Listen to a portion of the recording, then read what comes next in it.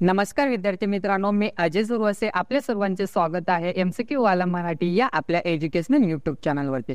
तर विद्यार्थी मित्रांनो, आज आहे दिनांक 30 डिसेंबर 2023। तर आजच्या दिवसाचे जेवढे काही इम्पॉर्टंट चालू घडामोडी आहेत आणि त्याचबरोबर त्याच्याच रिलेटेड जो काही जीएसचा पोर्शन आहे तर तो देखील आज आपण डिस्कस करणार आहोत। तर व्हिडिओ हा शेवटपर्यंत नक्की पहा।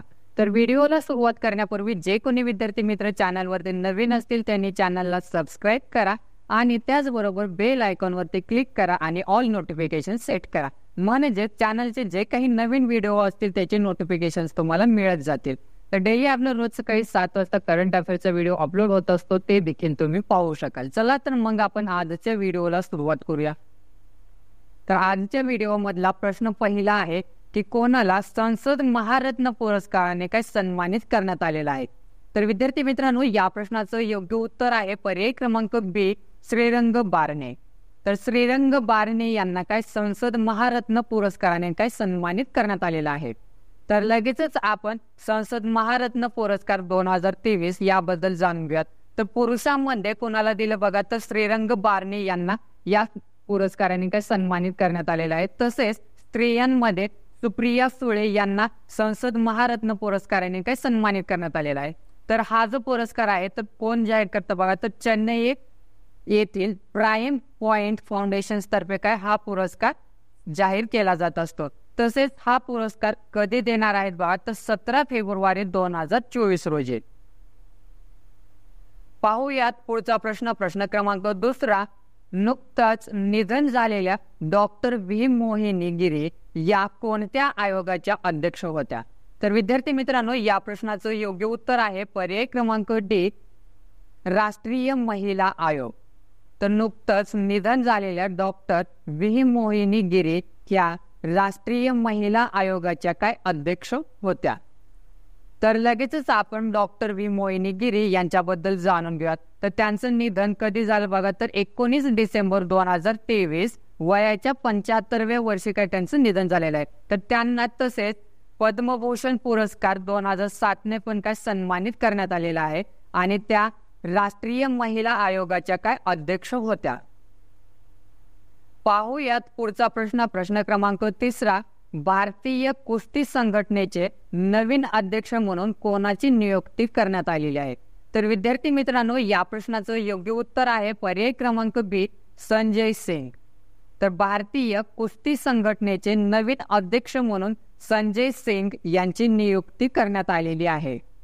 तर लगेचच आपण भारतीय कुस्ती संघटनाबद्दल जाणून घेऊयात। तर भारतीय कुस्ती संघटनेचे नवीन अध्यक्ष कोण आहेत, तर संजय सिंग यांची नियुक्ती करण्यात आलेली आहे। तसेच सरचिटणीस आहेत प्रेमचंद लोचाबा आणि विरोधी आहेत अनिता शिवहरन। तसेच यापूर्वी भारतीय कुस्ती संघटनेचे अध्यक्ष होते विजय भूषण शरण सिंग। पाहूयात पुढचा प्रश्न, प्रश्न क्रमांक चौथा।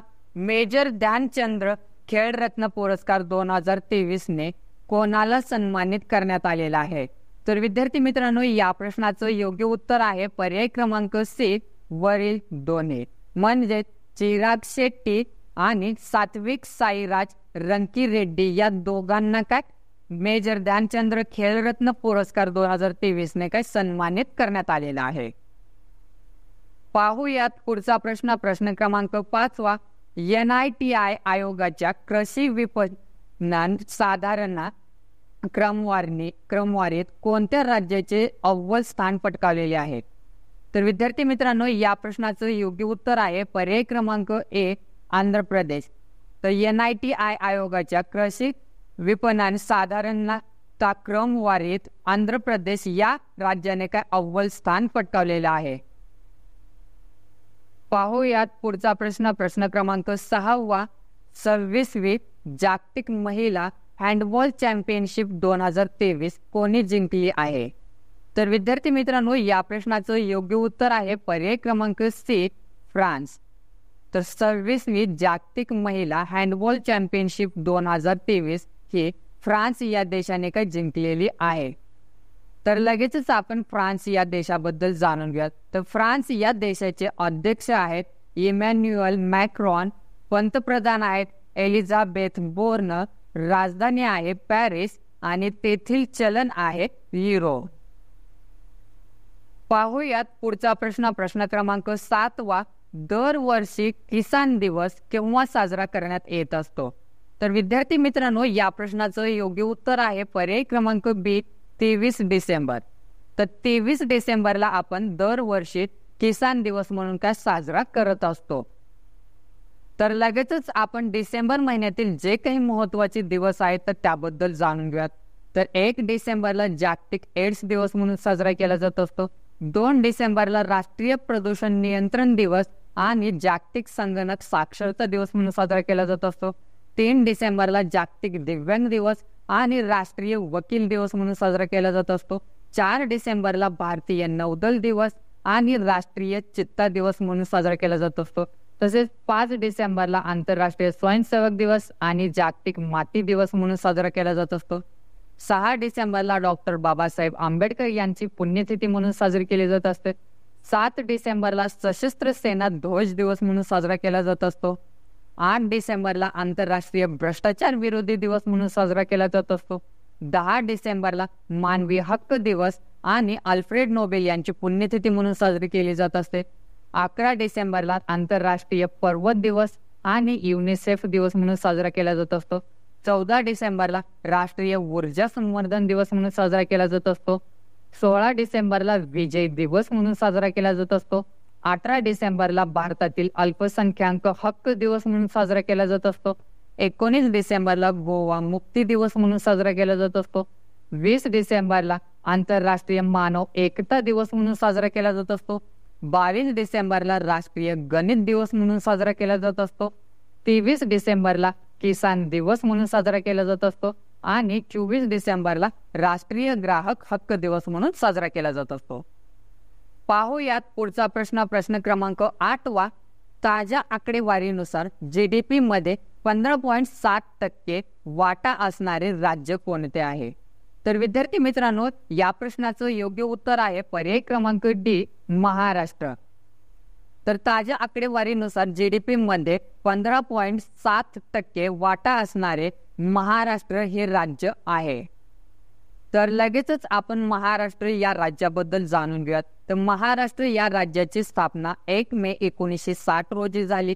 मुख्यमंत्री आहेत एकनाथ शिंदे, राज्यपाल आहेत रमेश बैस आणि राजधानी आहे मुंबई. तसेच तिथे 3 महत्वाची राष्ट्रीय उद्यान आहेत. चांदोली राष्ट्रीय उद्यान, संजय गांधी राष्ट्रीय उद्यान आणि तांडोबा राष्ट्रीय उद्यान.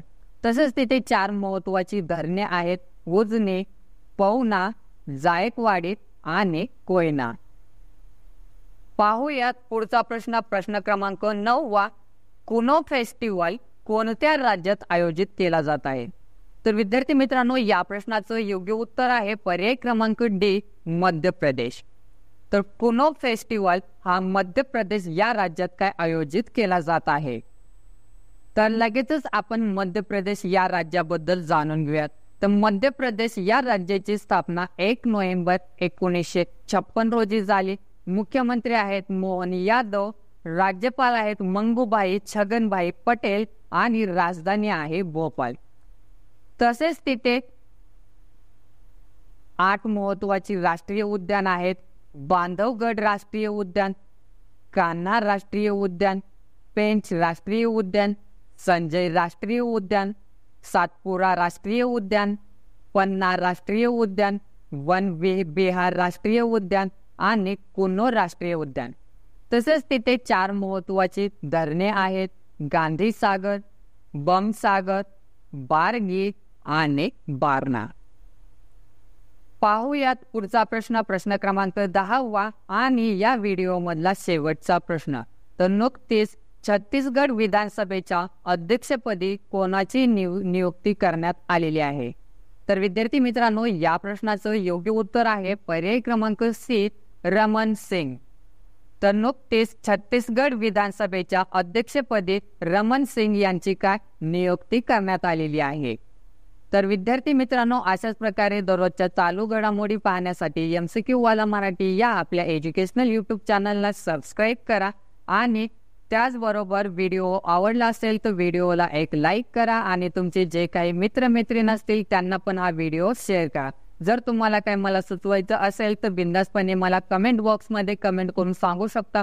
तर ठीक आहे, उद्या भेटू आपण सकाळी 7 वाजता. तोपर्यंत धन्यवाद. जय हिंद, जय महाराष्ट्र.